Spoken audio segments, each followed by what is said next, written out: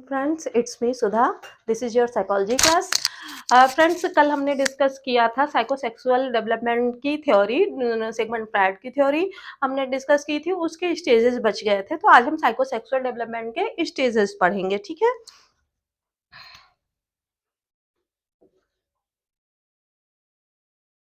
Stages, पहला stage हमारा है, हम डायरेक्ट स्टेज से स्टार्ट करते हैं। आई होप आप लोगों को थ्योरी समझ में आई होगी। अगर कुछ समझ में नहीं आया होगा तो आप कमेंट सेक्शन में डाल दीजिएगा, मैं उसको फिर से एक्सप्लेन कर दूंगी। स्टेजेस आज हम स्टार्ट करते हैं। पहला स्टेज है ओरल स्टेज। ठीक है। ओरल स्टेज, इसको मुखीय अवस्था भी कहते हैं।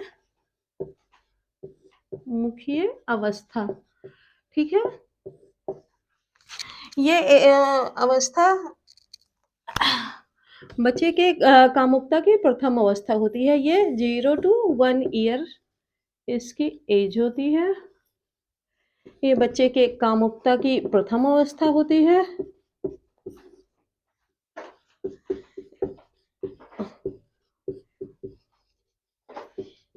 प्रथम अवस्था है। इसमें बच्चे की काम शक्ति, जो मैंने लिबिडो बताया था, काम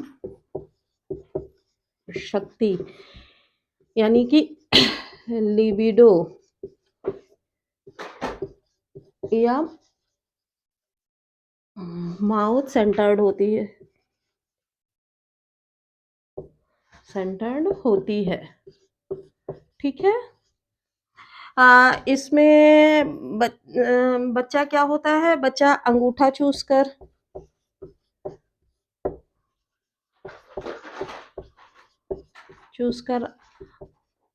आनंद प्राप्त करता है। ठीक है। माँ का दूध फीड करके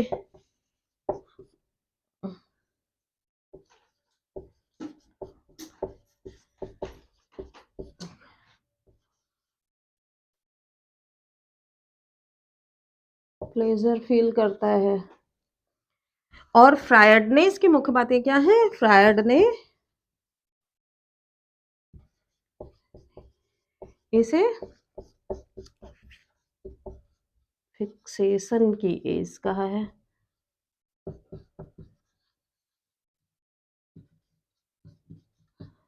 और ये बताया कि इस एज में बच्चा नार्सिसिज्म सेंटर्ड होता है, कि बच्चे को खुद की तारीफ, मतलब खुद ही वो अपने आप में अच्छा लगता है। अपनी खुद की तारीफ, उसकी जो चीजें होती हैं वो चीजें अच्छी होती हैं उसको, उसकी आंखें अच्छी लगती हैं, उसके मतलब जो भी उसका अपना है वही चीजें उसको अच्छी लगती है। नार्सिसिज्म सेंटर हो जाता है। और वो बच्चे की एकामुकता की प्रथम अवस्था है, जैसा मैंने आपको बताया। उसके जो उसका लिबिडो का सेंटर होता है वो उसका मुंह ही होता है। मुंह से ही वो, चाहे वो अंगूठा चूस के प्लेजर सीकिंग करता है या माँ की फीडिंग करके प्लेजर सीकिंग करता है, इसी में उसे आनंद की प्राप्ति होती है। और इस एज को फ्रायड ने फिक्सेशन सेंटर कहा है। ठीक है। तो आपके ये जो मैंने पॉइंट दिए हैं, ये पॉइंट बहुत इंपॉर्टेंट है, इनको आप नोट डाउन कर लीजिएगा। ठीक है। इसी से क्वेश्चन बनते हैं। अब मैं दूसरा स्टेज आपको बता रही हूँ।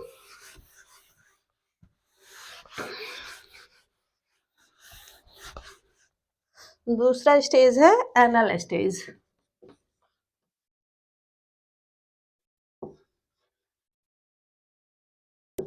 यानी कि गुदीय अवस्था।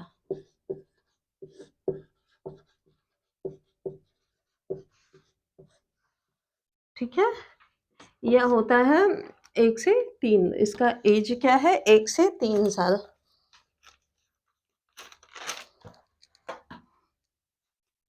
इसकी एज है 1 to 3 ईयर। ठीक है। इस एज में बच्चा ब्लैडर रिलेटेड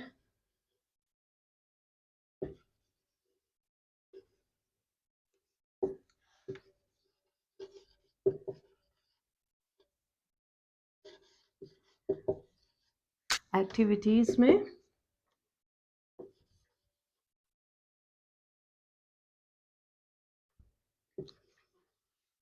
प्लेजर फील करता है। ठीक है।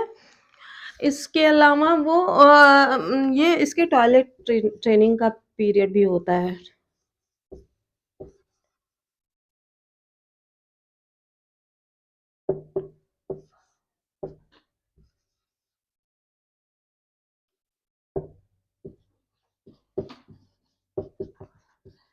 अब इस एज में बच्चा निसंकोच मलमूत्र त्याग करता है।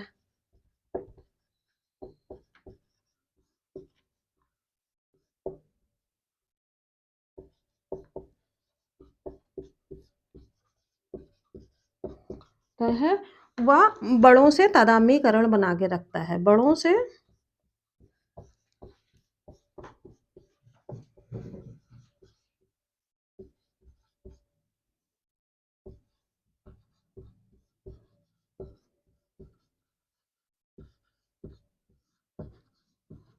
बनाकर रखता है। ये सारी पॉइंट उसके एनल स्टेज के होते हैं। एनल स्टेज में वो ब्लैडर रिलेटेड अपने जननांगों को छूकर भी आनंद की अनुभूति करता है। जननांग और उससे रिलेटेड जो क्रियाएँ होती हैं, मलमूत्र त्याग करके भी वो आनंद की अनुभूति करता है। उसका जो सेंटर होता है लिबिडो का, वो उसके जननांग होते हैं, ठीक है? इसकी ये चीज़ें इम्पोर्टेंट हैं। अब नेक्स्ट हम देखेंगे फैलिक स्टेज। पॉइंट आप नोट करते जाइएगा, बार-बार कह रही हूँ, स्क्रीनशॉट लेते जाइएगा, बाद में नोट कर लीजिएगा।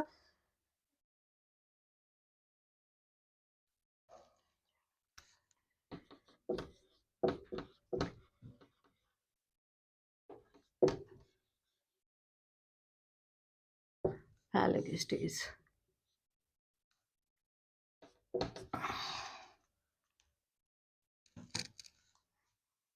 इसको क्या कहते हैं? हिंदी लिखना भूल गई। लैंगिक अवस्था, ठीक है? इसके मुख्य पॉइंट क्या है?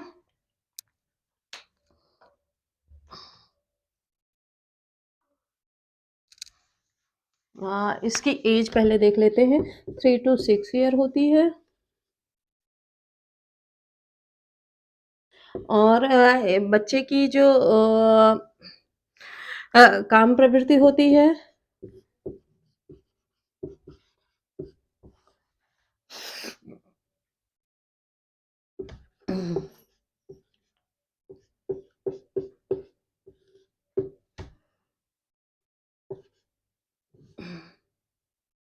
जननांगों पर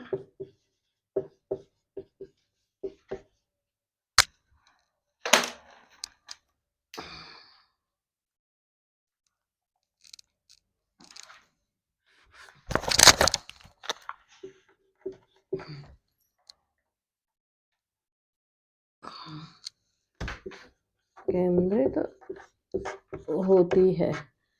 और इस एज में आने पे बच्चों के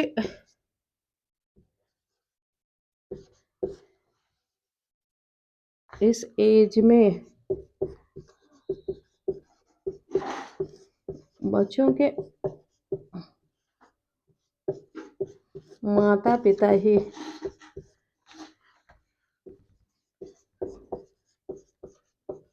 उसकी काम वासना के शिकार हो जाते हैं, ठीक है?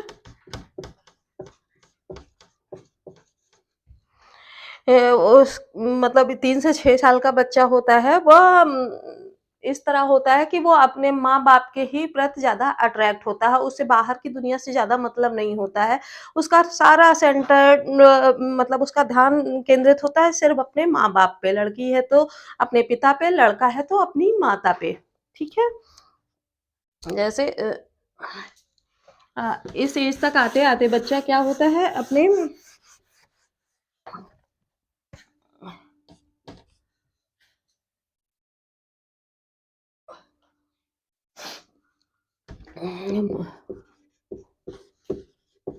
बच्चा अपने ही सेक्सुअल ऑर्गन को टच करके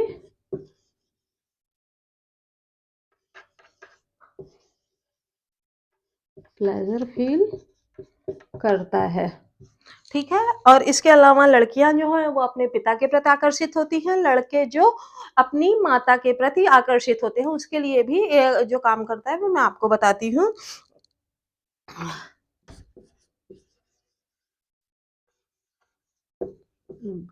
गर्ल्स में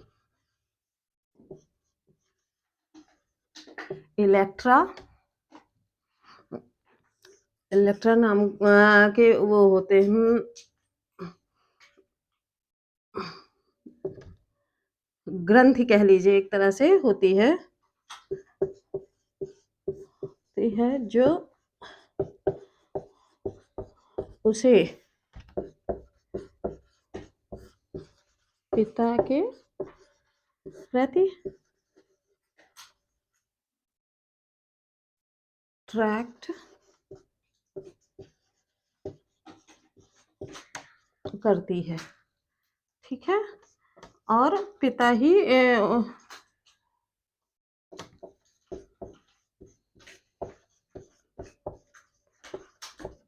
अपना एकाधिकार समझती है,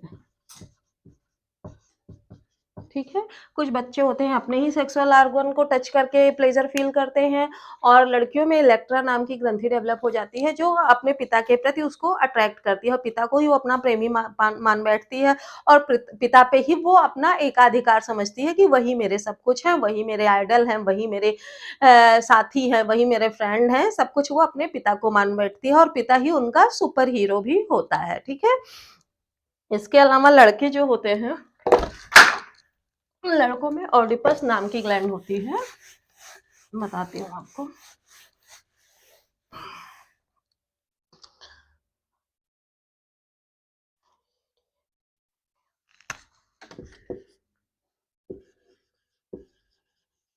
बॉयज में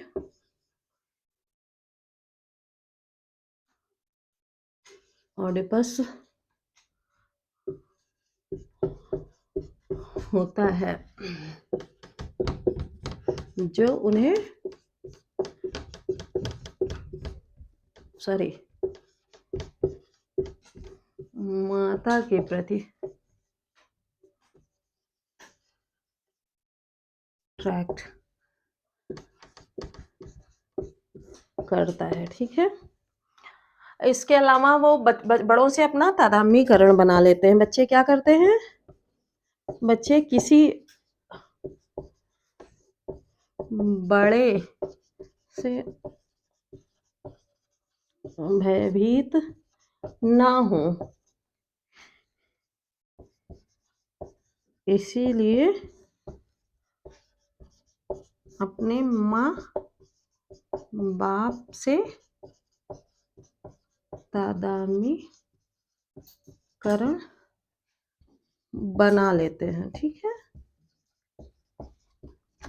तो इस तरह से हम देखते हैं लड़कियों में इलेक्ट्रा और बॉयज़ में ऑडिपस ग्लैंड होती है जो उनको अपने लड़के को अपने माँ के प्रति और लड़की को अपने पिता के प्रति अट्रैक्ट करती है। वो ग्लैंड इस तरह काम करती है कि वो अपने माँ को और बच्ची अपने पिता को ही अपना सुपर हीरो या सुपर वुमन मान बैठती है, अपना हीरो हीरोइन मान बैठती है या अपना प्रेमी या प्रेमिका मान बैठती है। उन्हीं पर अपना एकाधिकार समझती है। वो कभी-कभी तो उनको ये लगता है कि माँ जो है वो पिता की कुछ नहीं है या पिता जो है वो माँ का कुछ नहीं है, दोनों अलग-अलग प्राणी हैं और मैं ही इनकी सब कुछ हूँ या बेटा समझता है मैं ही इनका सब कुछ हूँ। तो इस तरह से ये ग्लैंड काम करती है और वो अपने जैसे बच्चे बड़ों से दूसरे बड़ों से भयभीत होते हैं, तो उनसे भयभीत ना हो, उसी अपने भय को छुपाने के लिए वो अपने माँ-बाप से तादात्म्यकरण स्थापित कर लेते हैं, मतलब एकदम घुल-मिल जाते हैं, जिससे उन्हें किसी दूसरे बड़े से भय नहीं लगता है, ठीक है?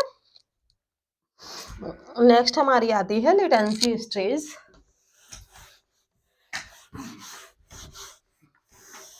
स्टेजेस सारी इम्पोर्टेंट हैं, सबसे क्वेश्चन बनते हैं, इसलिए आप बिल्कुल इसको इग्नोर नहीं करिएगा।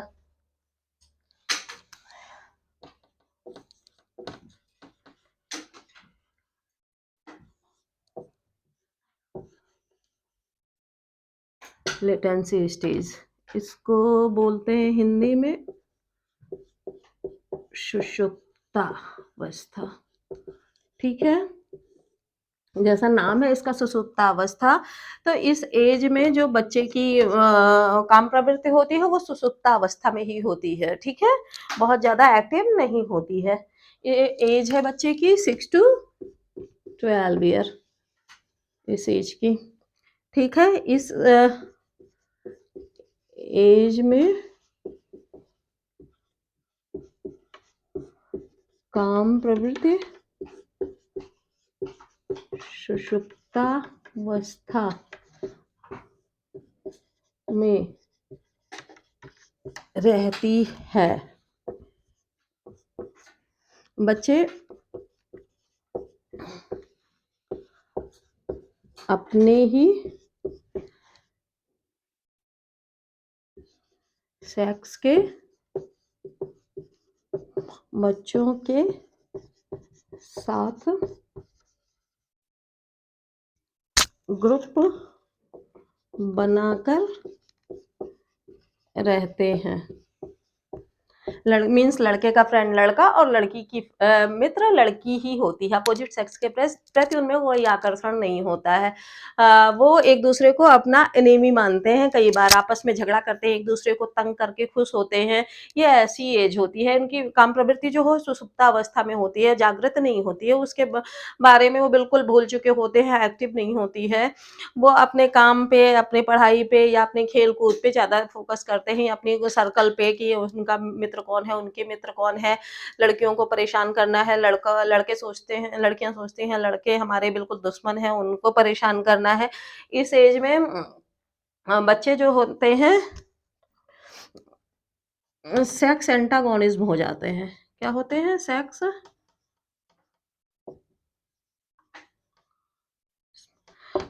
सेक्स एंटागोनिज्म होते हैं। इसका मतलब ये होता है कि एक दूसरे को परेशान करके सुख की अनुभूति करते हैं। लड़के लड़की को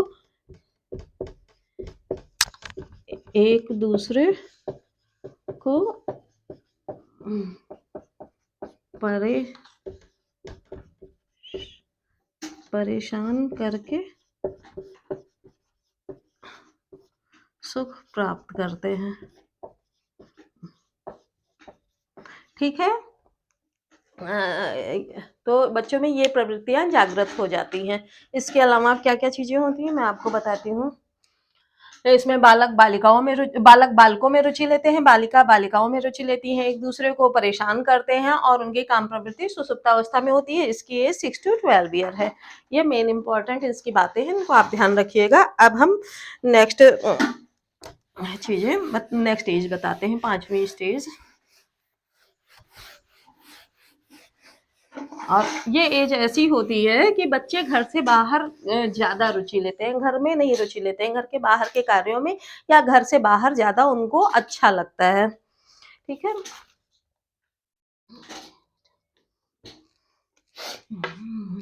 5वां है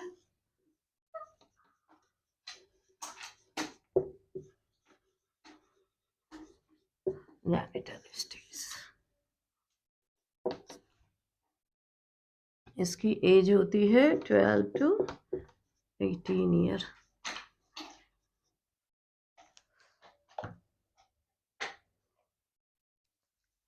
इसको हिंदी में बोलते हैं जननेंद्रिय अवस्था, ठीक है? इस एज में फिर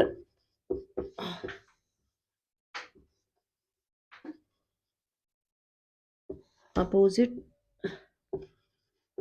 सेक्स की तरफ अट्रैक्ट होने लगते हैं,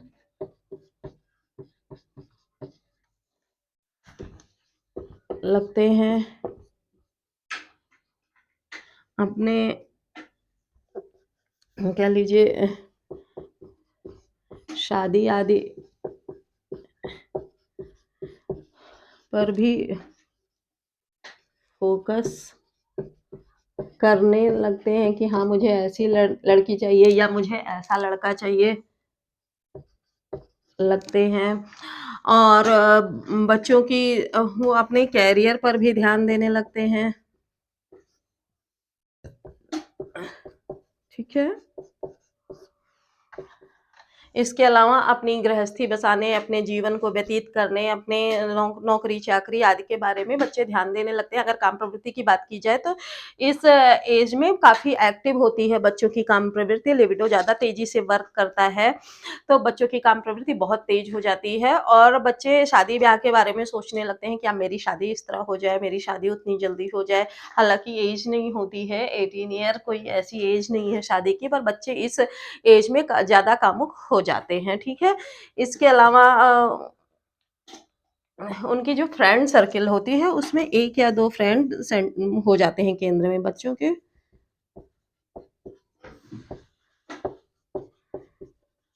1 या 2 मित्र घनिष्ठ रूप से संबंधित हो जाते हैं।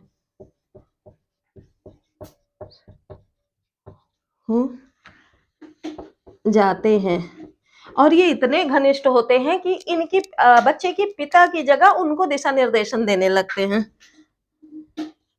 और पिता की जगह निर्देशन देने लगते हैं और इस एज में बच्चे को पिता में अपनी लाख बुराइयां नजर आती हैं कि पिता को कुछ आता नहीं, वो थोड़े आउटडेटेड हो गए हैं, उनकी परंपरावादी सोच है, क्योंकि उनके ऐसे मित्र घनिष्ठ मित्र बन जाते हैं कि जो उनको ये बताते हैं नहीं अब तो तुम्हारे लिए यही सही है, बाकी चीजें बुरी हैं, पिता को कुछ आता नहीं है और बच्चे को भी लगता है मेरे पिता बहुत पुरानी सोच के हैं, उनको तो नई जमाने के बारे में कुछ पता ही नहीं है, तो ऐसे बच्चे के ये मित्र उनके पिता का कार्य करते हैं, ठीक है? और यहाँ तक कि ये होता है कि ये खुद आत्मनिर्भर बच्चे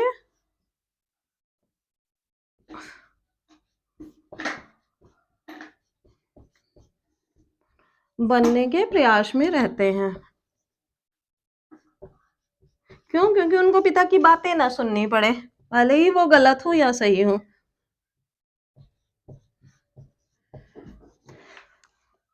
और इसके बाद का बच्चा तो वो खुद ही समझदार हो जाता है, उसे किसी तरह के स्टेज की या किसी उसकी ज़रूरत नहीं, वो एडल्ट में आ जाता है, किशोर से भी ऊपर चला एडल्ट हुड में आ जाता है, तो उसमें इस तरह की चीज़ों का कोई समावेश नहीं होता है। तो इस तरह से हमने देखा कि सिगमंड फ्रायड ने साइकोसेक्सुअल थ्योरी अपनी किस तरह से दी और साइकोसेक्सुअल थ्योरीज़ की जो स्टेजेज़ बताई, क्या थी? Oral stage, anal stage and third क्या थी? अ ओरल ओरल एनल, तीसरी थी फेलिक, चौथी थी लेटेंसी और पांचवी क्या थी? सॉरी, पांचवी जेनिटल, ठीक? O A P L G, O A P L G, O A P L G, O A P L G, इससे आप ये शॉर्टकट ट्रिक से याद कर सकते हैं, ठीक है?